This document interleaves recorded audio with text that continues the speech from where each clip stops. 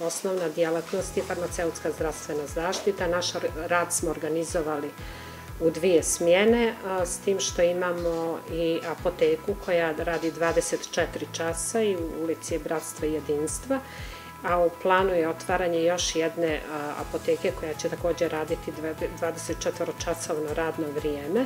Također, ono što je novina, imamo u svom poslovanju imamo i online apoteku.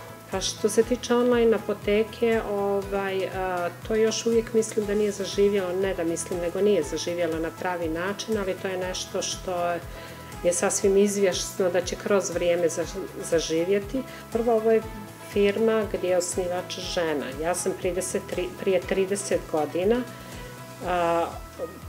osnovala firmu kao njen vlasnik i ta firma posluje i dan danas. Mislim da je to bila jedna vrlo rijetka situacija da žena bude vlasnik i osnivač jedne privatne firme. Mislim da bi se moglo, čini mi se, na prstima ove 2 ruke prebrojati koliko je bilo ženskih preduzetnica.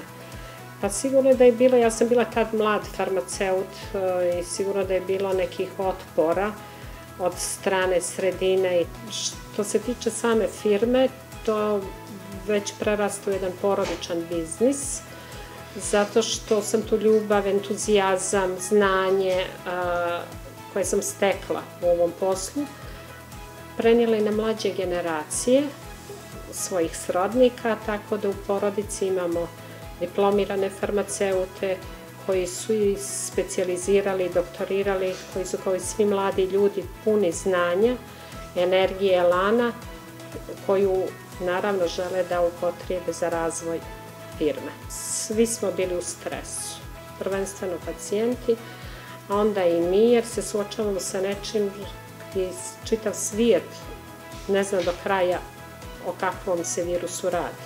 Pa da vam kažem, jeste, smanjio, neke su se stvari, recimo, eto tako, kao što rekao, dezinficijenci, to povećalo se, ali su ljudi bukvalno izbjegavali da izlaze iz svojih kuća, tako da mogu da kažem da se otprilike oko nekih 30%.